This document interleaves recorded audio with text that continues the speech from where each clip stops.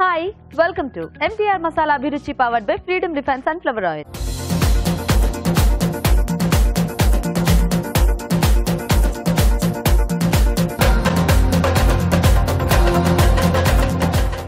Tasty వంటలు చేయడానికి మన షెఫ్ రాజు గారు రెడీగా ఉన్నారు. హాయ్ రాజు గారు. హలో అండి. ఈ రోజు ఏం వెరైటీ చేస్తున్నారు గుమగుమల్లో? ఈ రోజు చిక్కుడు దోసకాయ కూర అండి. చిక్కుడు దోసకాయ కాంబినేషన్ లో కూర. అవునండి. ఓకే, సో పుల్లగా టేస్టీగా అన్నమాట. గుమగుమల్లో చిక్కుడు దోసకాయ కూర.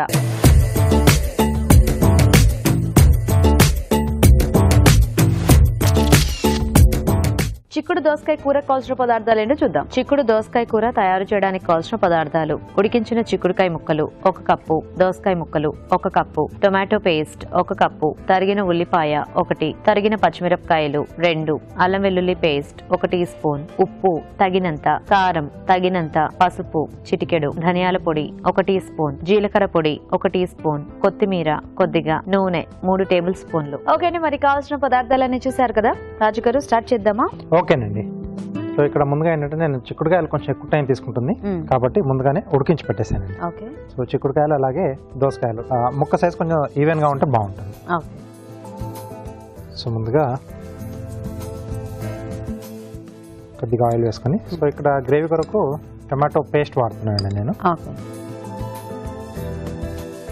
సో మరీ ఎక్కువ పుల్లగా ఉండకుండా కొంచెం టమాటో ముక్కలు ఉడికించి పేస్ట్ చేశాను. సో కొంచెం ప్యూరీ టైప్ లో. అవునండి. ముందుగా ఉల్లిపాయ ముక్కలు, పచ్చిమిరపకాయలు, కొద్దిగా అల్లం వెల్లుల్లి పేస్ట్ అండి.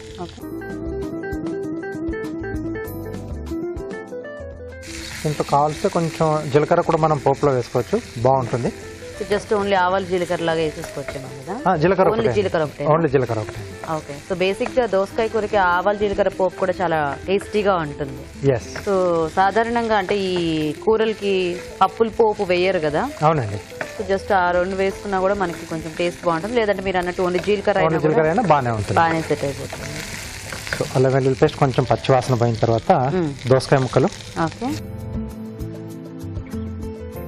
సరిపడా ఉప్పు, కొద్దిగా కారం, అలాగే కొంచెం పసుపు అండి.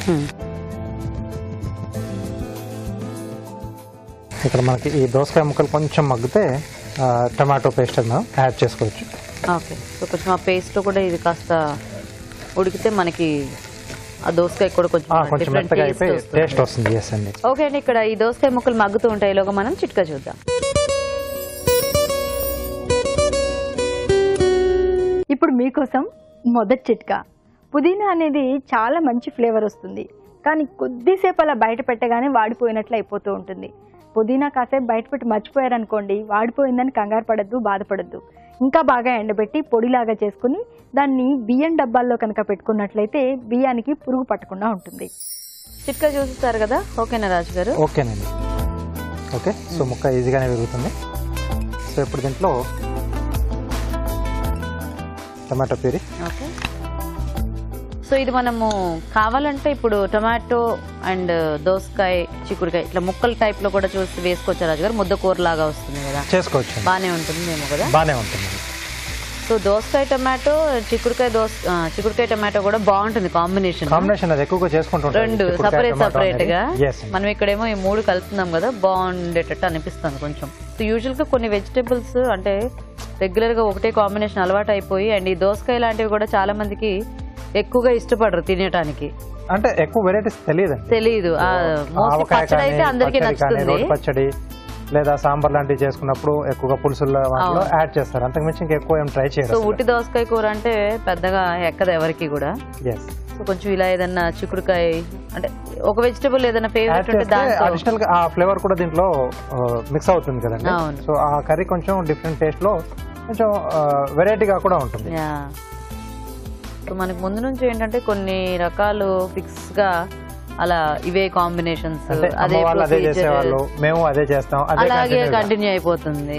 సో నేర్చుకునేటప్పుడు కూడా అంటే మోస్ట్లీ ఇంట్లో ఇప్పుడు అమలు చేస్తుంటే చూస్తుంటే ఓహో ఇది ఇంక ఇంతే అన్నట్టు అలా ఫిక్స్ అయిపోతారు. అంటే తినే వాళ్ళు కూడా రెగ్యులర్ గా మీరు చెప్పినట్టు టేస్ట్ అది వాళ్ళకి అలవాటు అయిపోయి ఉంటుంది కదా, కొత్తది చేస్తున్నాం అంటే కొంచెం డౌట్ఫుల్ గా ఉంటారు ఎలా ఉంటుందో అనేది. ఒకసారి ట్రై చేసి తెలుస్తుంది, కొంచెం క్వాంటిటీలో ట్రై చేసుకుంటే ఎక్కువ వేస్టేజ్ కూడా ఉండదు. బాగా వచ్చింది అనుకోండి కంటిన్యూ అయిపోవచ్చు అదే. ఓకే, సో ఇది కొంచెం దగ్గరకు వస్తున్నప్పుడు మనం ముందుగా ఉడికించుకున్న చిక్కుడు, కొద్దిగా ధనియాల పొడి, కొద్దిగా జీలకర్ర పొడి.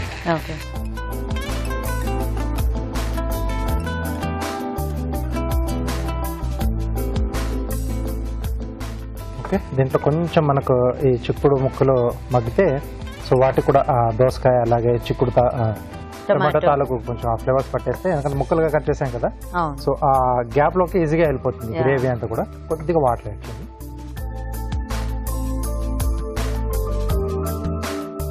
సో రైస్ లోకి కాంబినేషన్స్ చాలా బాగా సూట్ అవుతాయి, రైస్ చాలా బాగుంటుంది. సో రోటీ ఇంకా అంటే ఇవి కొంచెం ఇష్టం ఉన్న వాళ్ళు తీసుకోవచ్చు, బట్ మీరు అన్నట్టుగా రైస్ కి అయితేనే చాలా బాగా సూట్ అవుతుంది. సో దీంట్లో కొద్దిగా కొత్తిమీర,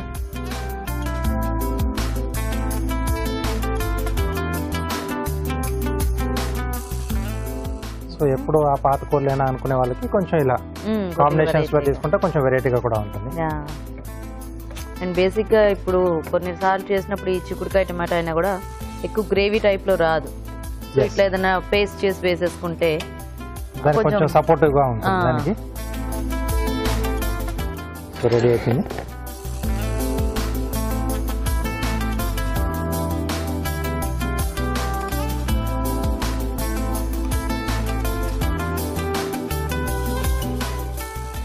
ఓకే, సడన్ గా చూస్తే బంగాళదుంపలా కనిపిస్తుంది. అవును,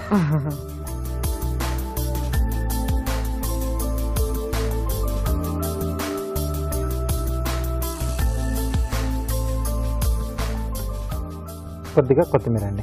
ఓకే ఓకే, చిక్కుడు దోసకాయ కూర రెడీ. చిక్కుడు దోసకాయ కూర రెడీ అయిపోయిందండి. టేస్ట్ చూసే ముందు తయారీ విధానం ఇంకోసారి చూద్దాం. చిక్కుడు దోసకాయ కూర తయారు చేసే విధానం: ఒక పాన్ లో నూనె వేసి ఉల్లిపాయ ముక్కలు, తరిగిన పచ్చిమిరపకాయలు, అల్లం వెల్లుల్లి పేస్ట్ వేసి వేయించాలి. దీనిలో దోసకాయ ముక్కలు, ఉప్పు, కారం, పసుపు వేసి వేగనివ్వాలి. తర్వాత టొమాటో పేస్ట్ వేసి ఉడకనివ్వాలి. ఆ తర్వాత ఉడికించిన చిక్కుడుకాయ ముక్కలు, ధనియాల పొడి, జీలకర్ర పొడి వేసి మరి కాస్త ఉడకనివ్వాలి. ఆపై కొత్తిమీరతో గార్నిష్ చేసి సర్వ్ చేసుకుంటే చిక్కుడు దోసకాయ కూర రెడీ.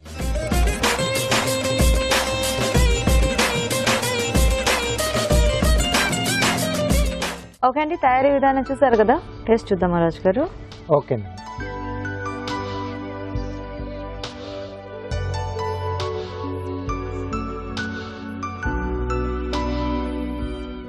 బాగుంది.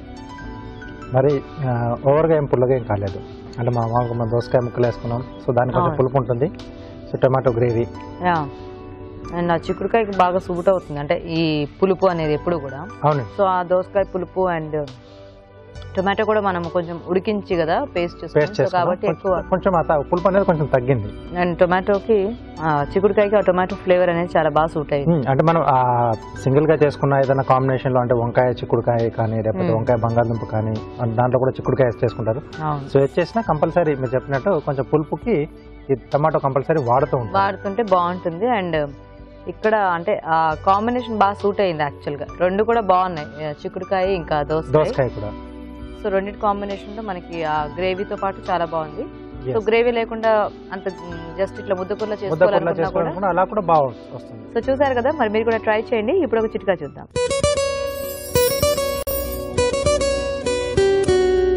ఇప్పుడు మీకోసం మరో చిట్కా. మనం ఎప్పుడు శుభ్రంగా ఉంచుకోవాల్సింది గ్యాస్ స్టవ్ని, అంటే పొయ్యి గట్టు ఇలాంటివి శుభ్రంగా ఉంటే వండే ఆహార పదార్థాలు కూడా ఆరోగ్యంగా ఉంటాయి. కానీ ఎప్పుడు మురికి పట్టిపోయి జిడ్డు కట్టిపోయేది కూడా గ్యాస్ స్టవ్, పొయ్యి గట్టు ఇలాంటివే. కాబట్టి వీటిని ఎప్పటికప్పుడు శుభ్రంగా క్లీన్ చేసుకుంటూ ఉండాలి. ఎలా శుభ్రం చేయాలి అంటే, కొద్దిగా ఉప్పు, వెనిగర్ కలిపిన నీటితో కనుక క్లీన్ చేసినట్లయితే ఇక్కడ ఉన్నటువంటి జిడ్డు, మురికి, ఆ సూక్ష్మజీవులు అంతా కూడా పోతాయి, శుభ్రంగా తయారవుతుంది. ఎప్పటికప్పుడు ఇలా క్లీన్ చేసుకుంటూ ఉంటేనే మంచిది.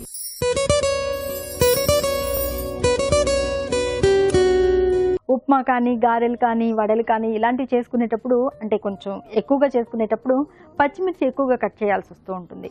ఇలా ఎక్కువ మోతాదులో కనుక పచ్చిమిర్చి కట్ చేస్తే చేతులు బాగా మంట పుడుతూ ఉంటాయి. ఇలాంటప్పుడు పచ్చిమిర్చి కట్ చేయక ముందుగానే చేతులకి బాగా కొబ్బరి నూనె పూసుకుని దాని తర్వాత కనుక పచ్చిమిర్చి కట్ చేసుకున్నట్లయితే చేతులు మంట పుట్టవు.